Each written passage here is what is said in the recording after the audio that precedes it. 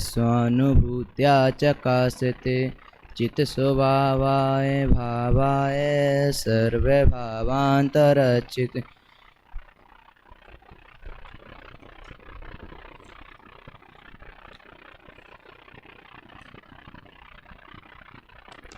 हमारा विषय सातवीं गाथा पर है और सातवीं गाथा वस्तुतः निश्चय व्यवहार न्याय के आधार पर है, तो थोड़ी सी चर्चा हम निश्चय व्यवहार न्याय की करेंगे। निश्चय व्यवहार न्याय की करेंगे तो निश्चय न्याय क्या हैं, कितने प्रकार के होते हैं और कौन कौन से होते हैं, और इस गाथा में निश्चय न्याय जानने की आवश्यकता क्यों है, इसको आगे आपको पता चल जाएगा। तो न्याय क्या है? वस्तु के एक अंश मात्र को ग्रहण करना ही न्याय है। वस्तु के एकमात्र अंश ग्रहण करने का नाम न्याय है।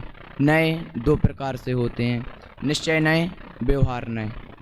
और सामान्यतः न्याय एक भी होता है और वस्तुतः न्याय दो प्रकार के भी होते हैं, तीन प्रकार के भी होते हैं, 47 प्रकार के भी होते हैं, अनंत भी होते हैं, असंख्यात भी होते हैं।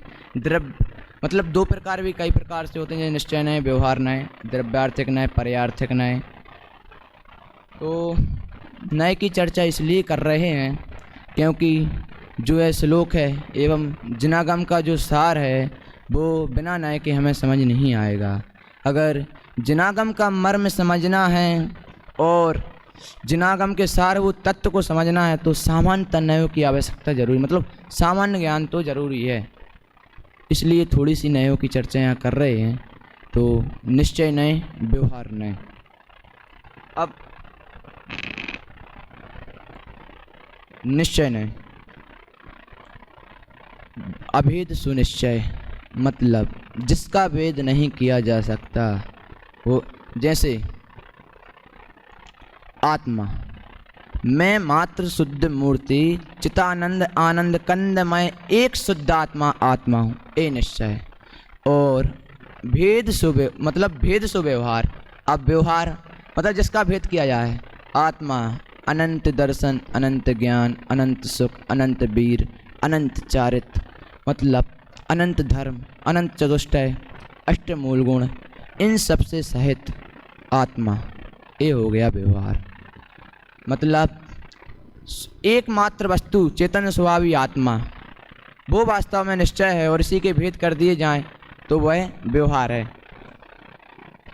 जैसे अब कपड़े हैं, आप पवित्र हैं, राग आदि विकारी भाव हैं, वो भी आप पवित्र है, लेकिन इन सब के अंदर जो एकमात्र चेतन मूर्ति, इन सब से अछूता शुद्ध वस्तु, वह आत्मा है। ये हुआ निश्चय। तो अब अपन को मतलब इस गाथा में भी बता, आत्मा को शुद्ध नहीं देखना है, हमें तो शुद्ध आत्मा देखना है। मतलब ये नहीं देखना ज्ञान दर्शन गुण वाला आत्मा, जानने देखने वाला आत्मा, हमें तो देखना है शुद्ध आत्मा, ज्ञान स्वभावी आत्मा। अब थोड़ी चर्चा करते हैं शुरू में, फिर एक बार गाथा पाठ भी करेंगे।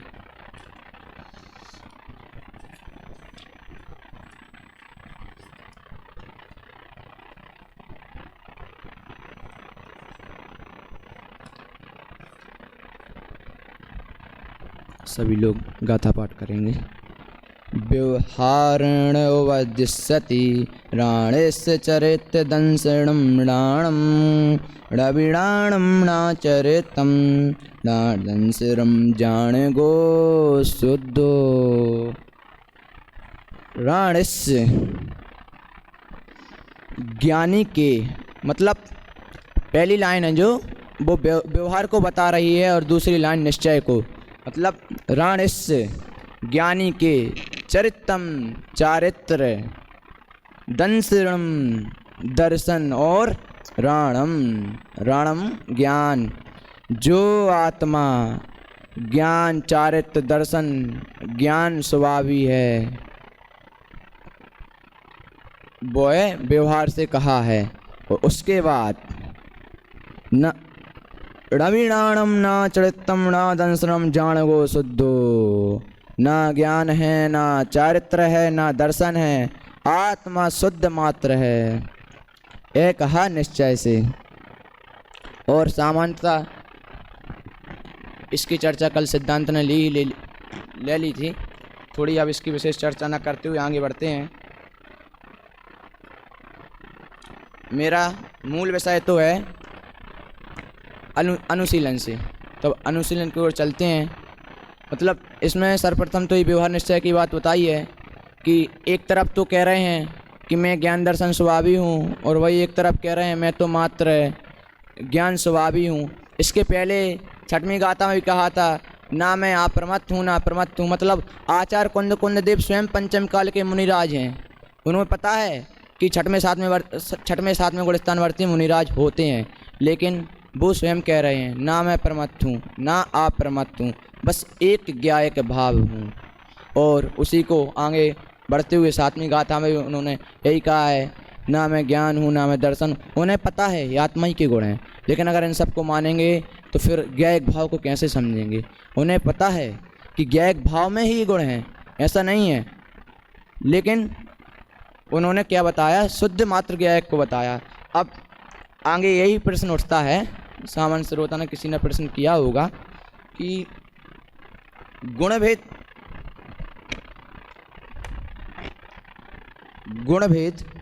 भी तो वस्तु का स्वभाव है, पर्यायी वस्तु का अंश है, उनका मूल वस्तु में निश्चित कैसे किया जा सकता है। मतलब व्यवहार में बताया था ना कि ज्ञान दर्शन स्वभावी आत्मा, फिर बताया मैं तो ज्ञायक मात्र आत्मा हूँ। तो एक क्वेश्चन किया है तो उन्होंने सामान्य अर्थ बताया, इसका मैंने निषेध नहीं किया है, समाधान कर रहे। देखो अब कि यह ठीक है, उत्तर यह ठीक है, यहाँ द्रव्य दृष्टि से अभेद को प्रदान करके उपदेश दिया है, मतलब ठीक है। और नए चक्र में भी आया है कि मतलब जो मेरा स्वरूप है मुझे उसको बताना है, अन्य चीज़ों को गौड़ करना है। मेरे विषय बहुत है, लेकिन आज क्या चल रहा है, सातवीं गाथा चल रही है। मैं चाहूँ तो छठवीं बता दूँ, तीसरी बता दूँ, लेकिन विषय क्या है उसको मुख्य करना है। बस समझ में आई। अभेद दृष्टि में भेद को गौण करने से अभेद भली भांति मालूम हो सकता है, इसलिए भेद को गौण करके उसे व्यवहार कहा है। और अभेद दृष्टि का सामान, अगर भेद नहीं करेंगे अभेद को समझेंगे तो सामान्य तो उसका ज्ञान हो सकता है। जैसे भोजनशाला में खीर बनती है, अब अगर खीर में भेद करेंगे, इसमें काजू भी है, दाख भी है, बादाम भी है, कभी कभी केसर भी होती है, दूध भी है, तो मतलब नाना प्रकार के विकल्प होंगे, लेकिन मात्र उसको खीर समझ के अच्छे आराम से खाएंगे तो उसका स्वाद अलग ही आएगा, कोई विकल्प नहीं होंगे, निर्विकल्प होगी। उसी प्रकार यहाँ बताया है कि पता है आत्मा में अनंत गुण है, अनंत दर्शन है, अनंत चारित्र है, सुख है, वीर है, लेकिन आत्मा तो शुद्ध ज्ञायक मात्र है। ये इसलिए बताया है क्योंकि हमारा ध्यान कहीं और नहीं भटकेगा। और फिर आगे बता रहे हैं निर्विकल्प बीतराग होने के बाद भेदाभेद रूप वस्तु का ज्ञात हो जाना वह न्याय का आलम्बन नहीं रहता। पर्यायार्थिक न्याय का विषय होने से गुणभेद को भी पर्याय कहते हैं। पर्यायार्थिक न्याय मतलब पर्याय, और पर्याय व्यवहार, मतलब जो व्यवहार का न्याय का विषय है उसे भी गुणभेद पर्याय कहते हैं, क्योंकि गुणों की ही पर्याय होती हैं। अब जयचंद जी भावार्थ में जो पर्याय शब्द का प्रयोग हुआ है वह गुण भेद के अर्थ में समझाना चाहिए। भावार्थ को ध्यानपूर्वक पढ़ने से यह बात सहज ही स्पष्ट हो जाती है। फिर यहाँ गुरुदेव भी क्वेश्चन करते हैं अपना कि वर्तमान पर्याय को दृष्टि के विषय में मिलाना कि नहीं। तो वर्तमान पर्याय तो भिन्न रहकर द्रव्य की प्रतीति करती है, वह उसमें कैसे मिल सकती है। मतलब जो पर्याय है द्रव्य अपना कार्य कर रहा है, लेकिन पर्याय है लेकिन उससे भिन्न है। मतलब द्रव्य का कार्य हो रहा है, पर्याय परिणमन कर रही है, लेकिन दोनों साथ में नहीं है। इसकी अपेक्षा अभेद कही, मतलब पर्याय अभेद अखंड द्रव्य की ओर ढलती है, अभी भी अपेक्षा से रहता है। मतलब हमारा धर्म अपेक्षा ही से चलता है, अपेक्षा लगाते हैं अपन अधिकतर, वो तो भिन्न रहकर द्रव्य विषय बनाती है। इसके बाद यद्यपि भेद भी वस्तु का अंश है और उसका जानना राग का कारण भी नहीं है, क्योंकि अरहंत परमात्मा द्रव्य गुण पर्याय भेद अभेद लोक अलोक सभी को जानते हैं, पर उनको राग उत्पन्न नहीं होता।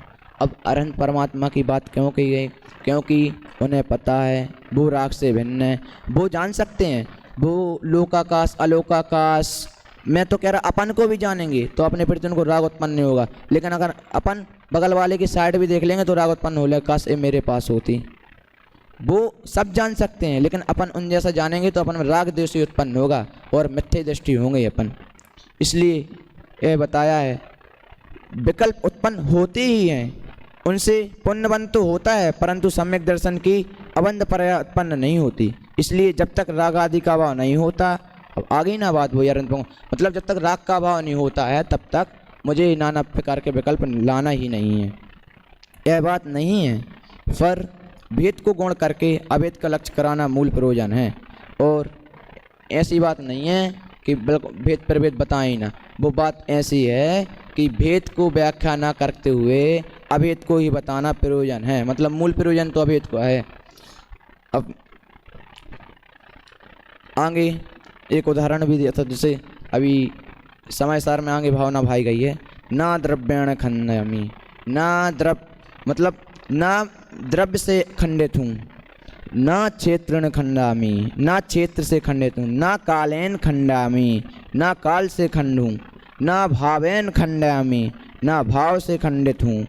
सुविशुद्ध एको ज्ञान मात्र भावस्मि, मैं भगवान आत्मा द्रव्य क्षेत्र काल भाव से पूर्णता खंडित रहा हूँ, मैं तो शुद्ध ज्ञान मात्र भाव हूँ। अब इसके बाद एक उदाहरण दिया था अग्नि का, तो अग्नि का उदाहरण इस प्रकार था कि जिस प्रकार अभेद रूप निश्चय से अग्नि एक ही है, आग है, आग तो एक ही है। अब आग के स्वभाव बहुत हो सकते हैं, जैसे अग्नि जलाती है इसलिए दाहक है, अग्नि पकाती है इसलिए पाचक है, और प्रकाश करती है इसलिए प्रकाशक है। उसी प्रकार जीव अभेद रूप निश्चय से शुद्ध चेतन मात्र है, जैसे अग्नि एक ही है, उसके काम अलग अलग है तो फिर भेद भी अलग अलग हो जाते हैं। उसी प्रकार जीव अभेद रूप निश्चय न शुद्ध चेतन मात्र होते हुए भी भेद रूप व्यवहार न से इस प्रकार प्रतिपादित करते हैं कि जीव जानता है इसलिए ज्ञान है, देखता है इसलिए दर्शन है, और आचरण करता है इसलिए चारित्र है। इस प्रकार की व्युत्पत्ति द्वारा विषय के भेद से वही जीव तीन प्रकार का भी हो जाता है, तीन भोध रूप भी हो जाता है, लेकिन वस्तुतः जीव एक ही है, अग्नि एक ही है। उसके कार्य अलग अलग हो जाने से उनको अलग अलग रूप से जानने मानने लगते हैं, और इसी मतलब फिर ध्यान भटक जाता है हमारा, फिर हम अलग अलग सोचने लगते हैं कि अब ये कैसे हुआ, अब ये कैसे हुआ, तो उसी के बारे में जानने लगते हैं। फिर जो मात्र चेतन मूर्ति ज्ञायक भाव है उसको हम भूलने लगते हैं। इसलिए यहाँ पे मात्र ज्ञायक भाव को बताया है। जिस प्रकार दाहक, पाचक और प्रकाशक इन गुणों के कारण अग्नि को दाहक, पाचक, प्रकाशक कहा जाता है, पर मूलतः अग्नि तीन प्रकार की नहीं है, वह तो एक ही प्रकार की है। उसी प्रकार ज्ञान दर्शन चारित्र गुणों के कारण आत्मा को भी ज्ञान दर्शन चारित्र कहा जाए। इस कारण आत्मा तीन प्रकार का तो हो नहीं सकता, अपेक्षाएं भले ही हो जाएं, लेकिन आत्मा तो एक ही प्रकार का रहेगा। फिर कुछ लाइन भी आती हैं, मतलब दर्शन ज्ञान चारित्र ही कहा, व्यवहार कहा है ज्ञानी को, ना दर्शन है ना चारित्र ज्ञान नहीं शुद्ध ज्ञायक का। ज्ञायक केवल ज्ञायक बस, इसमें भेद नहीं किंचित, है निश्चय अभेद केवल बस, ये तो अखंड है निश्चित। क्या कहते हैं? दर्शन ज्ञान चारित्र कहा, व्यवहार कहा ज्ञानी से, मतलब दर्शन ज्ञान चारित्र यह तो व्यवहार ज्ञानियों ने व्यवहार से कहा है, ना दर्शन है ना चारित्र ज्ञान नहीं शुद्ध ज्ञायक का। और जो शुद्ध ज्ञायक मात्र है, ना उसका ज्ञान है, ना दर्शन है, ना चारित्र है। ज्ञायक केवल ज्ञायक बस, इसमें मैं नहीं किंचित, ज्ञायक मात्र ज्ञायक है, जिसे देखता सहज देखते सबसे सुंदर आत्मस्वरूप है। निश्चय अभेद केवल बस, ये तो अखंड निश्चित है। और ए अखंड मतलब ज्ञायक भाव डंके की चोट पर कह सकते अखंड निश्चित है, केवल एकमात्र वस्तु ज्ञायक भाव है। अब इसके गुण अनंत, पर्याय अनंत, अनंत ये हो सकती हैं, लेकिन ज्ञायक भाव मात्र तो चेतन मूर्ति एक ही है। अब इसकी आगे चर्चा थोड़ी करते हैं कि आत्मा में गुण अनंत हैं। वस्तु में गुण अलग नहीं होते। पर्याय किसी गुणों की पर्याय द्रव्य में मतलब व्यवहार नहीं समझोगे तो व्यवहाराभास। अब एक उदाहरण के माध्यम से समझाते हैं निश्चय व्यवहार। मतलब जैसे हम कहीं भी जाते हैं, मामे के यहाँ गए या बड़े पापा के यहाँ कहीं भी गए, तो चलेगा बोले चाचा जी ये कार आपने ली है? हाँ बेटा तुम्हारे लिए ली है, जाओ चलाओ तुम तो अच्छे से। तो उनने कैसे बोला? व्यवहार से बोला, मतलब एक हिसाब से प्रेम वात्सल्य के उससे बोला कि आपकी, तो क्या आप उसको अपना मान लोगे? वो उपचार से बोला है, तुम एक दिन चला लोगे, 2 दिन चला लोगे। क्या तुम्हें कभी पैसों की जरूरत पड़ी तो उस कार को क्या तुम बेच दोगे? नहीं बेचोगे। अगर तुमने व्यवहार को व्यवहार नहीं समझा तो फिर एक हिसाब से मिथ्या ही दर्शन समझा है तुमने, और व्यवहार को व्यवहार समझ लिया तो वो सम्यक दर्शन हो जाता है। जैसे तुमने समझ लिया कि मामा औपचार क्यों से वो उस औपचारित के लिए बोल रहे हैं, मतलब ऐसा नहीं है कि कार मेरी ही है, तो ये व्यवहार हुआ। और निश्चय,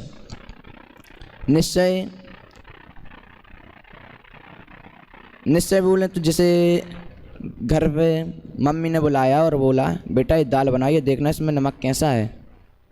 तो क्या ओनली नमक देखना है उस समय, ना हमें ये देखना है दाल कैसी है, दाल पतली है, गाढ़ी है, दाल का कलर कैसा है, दाल किसने बनाई, ये सब ना देख के नमक की कमी है या नमक ठीक है, ये निश्चय। जैसे घी, एक घड़े का भी उदाहरण आता है कि घी का घड़ा ले आओ, तो घी का घड़ा क्यों कहते हैं? क्योंकि उसमें घी है, इसलिए व्यवहार से उसको घी का घड़ा कहते हैं। और वास्तव में कहा जाए निश्चय से तो घड़ा तो मिट्टी का है, लेकिन उसमें घी रखा है, तो मिट्टी के घड़े में जो घी रखा है वो लेके आओ, ये हुआ निश्चय, लेकिन कह देते हैं व्यवहार से। अब प्रश्न करता है ज्ञान दर्शन चारित्र आत्मा के गुण हैं, ऐसा कहा कि वह अपेक्षा अलग है, वह निश्चय व्यवहार को अलग तरीके से समझाएं। तो उदाहरण के बाद जैसे ज्ञान दर्शन चारित्र ये भी व्यवहार से कहे गए हैं, वास्तव में कोई भेद नहीं है। जैसे अब भेद, अभेद तो शुद्ध मात्र वस्तु है। अब इसके जैसे भेद करेंगे तो जैसे करोड़पति का उदाहरण आता है, वो बहुत चलता भी है। तो उसमें क्या बताया कि करोड़पति थे, 4 बेटे थे, जब चारों में हिस्सा बटा तो लखपति बचे। मतलब जब अभेद थे तो करोड़पति थे, लेकिन जब भेद हुआ तो लखपति ही बचे। तब उनमें उतनी सामर्थ्य नहीं है कि वो करोड़पति बन सकते हैं। ऐसे दादा भी बहुत सुंदर उदाहरण देते हैं। एक आम वाला, अपने मतलब 2 भाई रहते हैं, दोनों के पुत्र रहते हैं। तो छोटा भाई आम लेके आए और आम लाया, एक छोटा बड़ा था, एक बड़ा था, एक थोड़ा छोटा था।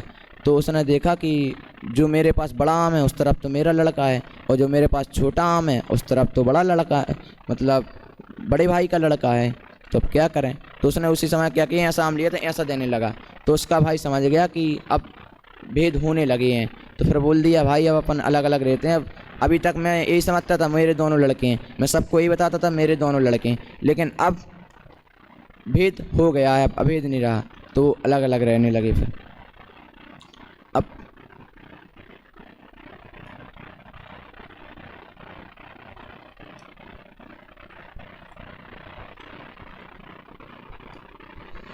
थोड़ी दृग ज्ञान चारित जीव के हैं, यह कहा व्यवहार से, ना ज्ञान दर्शन चरण गायक, शुद्ध हूँ परमार्थ से। मतलब दृग ज्ञान चारित जीव के, यह कहा व्यवहार से, ना ज्ञान दर्शन चरण गायक, शुद्ध है परमार्थ से। अब यहाँ मतलब अब थोड़ी चर्चा करते हैं, तो पढ़ लिया है। अब गुणों का निषेध नहीं किया, मतलब जो कह रहे हैं ना, जो शंका हो रही कि यहाँ अब गुण उन्हीं ने बताया, गुणों का निषेध भी वही कर रहे हैं, तो यहाँ गुणों का निषेध नहीं किया, गुण के भेदों का निषेध किया है। गुण तो वही हैं, उनके भेदों का निषेध किया है। यह जो भेद का विकल्प खड़ा हुआ तो द्रव्य टूटने यह जो भेद का विकल्प खड़ा हुआ तो द्रव्य गुण न द्रव्य को अखंड गुण,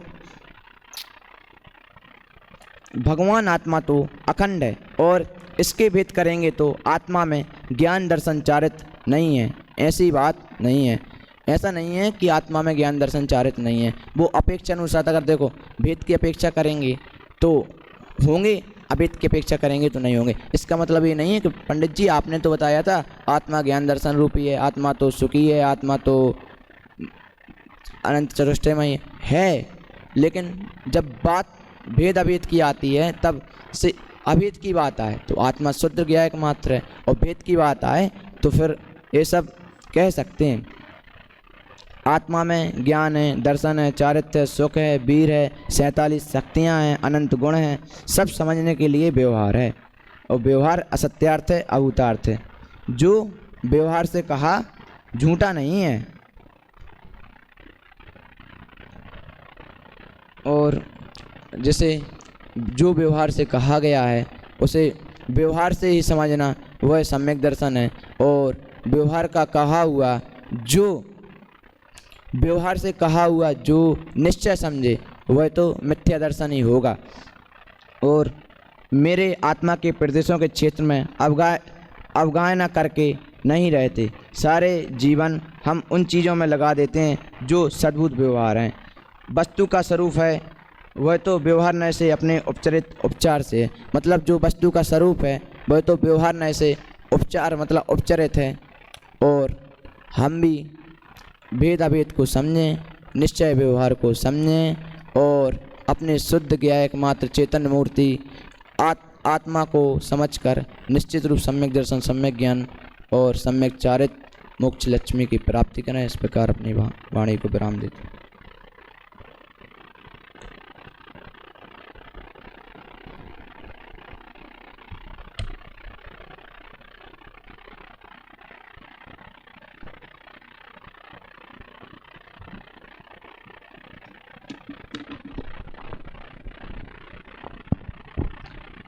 शास्त्री द्वितीय वर्ष के छात्र प्रवचन के क्रम में सुमित जैन भटियागढ़ अपना प्रथम दिन का आज प्रवचन कर रहे थे। इसकी फीलिंग तो आ रही थी, लेकिन विषय कितना स्पष्ट हो रहा है, स्वयं ने भी समझा नहीं समझा, इसके बारे में कहीं कोई हिंट भी नहीं मिल रहा था। इसका ध्यान रखें। आप आज जो विषय आपने स्पष्ट किया, कल आप फिर से उसी विषय को समझ करके, भला पूरा नहीं करे, सारे पन्ने नहीं पलटे, उसमें से जो पॉइंट आपको समझ में आ रहा होगा आप उस पर प्रवचन करें। एक पॉइंट है बहुत महत्वपूर्ण है, उसमें निश्चय नए व्यवहार नयों को स्पष्ट नहीं किया गया। व्यवहार नय के भी केवल 4 भेदों को वहाँ पर स्पष्ट किया गया, उनका अभाव किया गया। उसमें जो चौथा भेद है अनुपचरित सद्भुत, अनुपचरित सद्भुत, उसका भी यहाँ पर अभाव बताया गया है निषेध करने के अर्थ में। ये 7वीं गाथा यहाँ पर बताई गई है। और ये किस में है निषेध इसका? तो दृष्टि के विषय में है। दृष्टि का विषय मतलब आत्मानुभूति की प्रक्रिया, ये विषय ख्याल में आना चाहिए सुमित, ये विषय ख्याल में आना चाहिए। और इसी विषय में आपकी जो विषय का स्पष्टीकरण है वो सब यहाँ पर होना चाहिए। थोड़ा सा उच्चारण के संबंध में ध्यान रखें। आप मूल प्राकृत गाथा का पाठ कर रहे हैं तो उच्चारण शुद्ध होना चाहिए। उसके बाद हिंदी पद्य अनुवाद भी पढ़ रहे हैं तो उसमें भी हूँ है या है लिखा है, ये भी सही से पढ़ना चाहिए। ये सब चीज़ें ध्यान रखें। बाकी जितना सहयोगक्षम था उस योग्यता के हिसाब से आपने प्रवचन किया, और जो रुचि आपके अंदर थी वो आपने उसके अनुसार ही यहाँ पर कार्य करके बता दिया। उदाहरण थोड़े ठीक ठाक लगे, उदाहरण देने में थोड़े सही से घटाने की कोशिश की बस, लेकिन सिद्धांत भी घटाते सही से तो आपका प्रवचन वास्तविक प्रवचन कहलाता। प्रवचन की शैली ठीक ठाक लग रही थी, बस इतना ध्यान रखें प्रवचन में विषय नहीं आ रहा था, तो इसका ध्यान रखिए विषय आए। ठीक है। अभी जिनवानी स्तुति। अनंत धर्मणस्तत्वं पश्यन्ति प्रत्यगात्मनः अनेकान्तमयी मूर्तिर्नित्यमेव प्रकाशताम्।